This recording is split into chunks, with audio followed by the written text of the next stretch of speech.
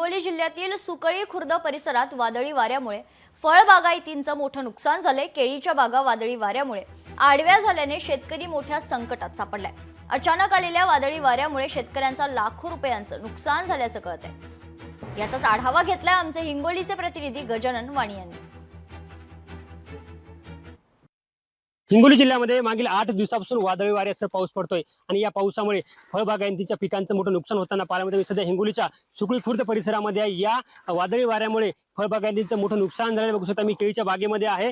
या केळीच्या बागा ज्या आहेत ते संपूर्ण उद्ध्वस्त झालेल्या आहेत। बघू शकता की या ठिकाणी शेतकरी जे आहेत ते मोठ्या मेहनतीने शेतकऱ्यांनी केळीची बाग उभी केली होती, मात्र वादळी वाऱ्यामुळे संपूर्ण जे आहे ते जवळपास या शेतीमध्ये 4 एकरमध्ये केळीची संपूर्ण शेतकरी लागवड केली होती, मात्र मागील 5 दिवसापासून जे वादळी वारं झालेलं आहे त्या वादळी वाऱ्यामुळे संपूर्ण जे आहे ते केळी आडव्या झालेल्या आहेत आणि संपूर्ण केळी आडव्या झाल्यामुळे शेतकऱ्यांचं मोठं नुकसान झालं। या शेतकऱ्या जवळपास 10 ते 15 लाख रुपयांचं नुकसान या वादळी वाऱ्यामुळे झालेलं पाहायला मिळतंय। शेतकरी आता या संपूर्ण केळीच्या बागेकडे जे नुकसान झाले ते नुकसान भरपाई देण्याची मागणी करते। आपल्यासोबत शेतकरी आहेत, आपण त्यांच्याकडून जाणून घ्यात। मला सांगा, आपली केळीची बाग किती एकरमध्ये होती आणि कसं नुकसान झालेलं आहे? 4 एकरमध्ये केळीची बाग होती।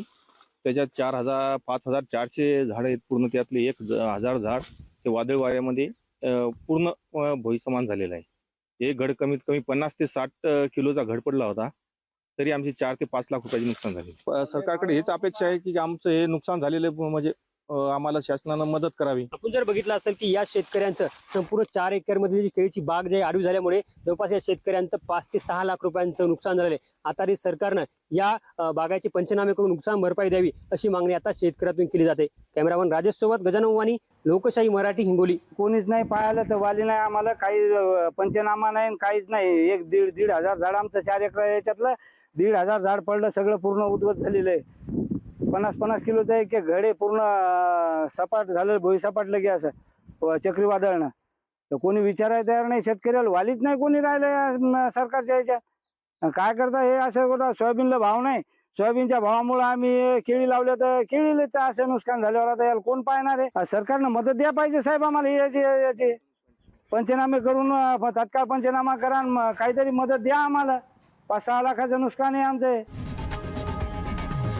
लोकशाही मराठी, ऐका, पहा, जागरूक रहा।